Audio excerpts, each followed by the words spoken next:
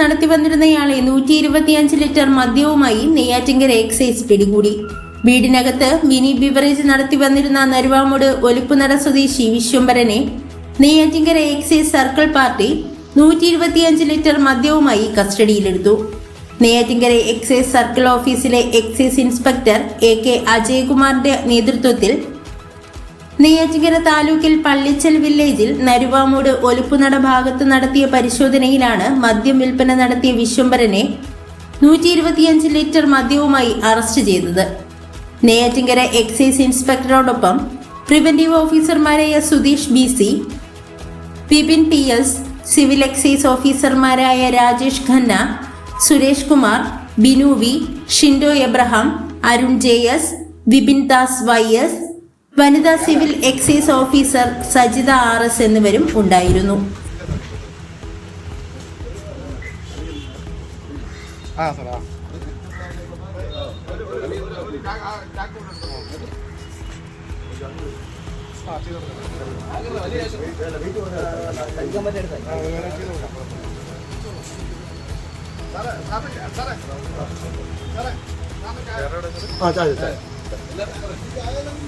എല്ലാവർക്കും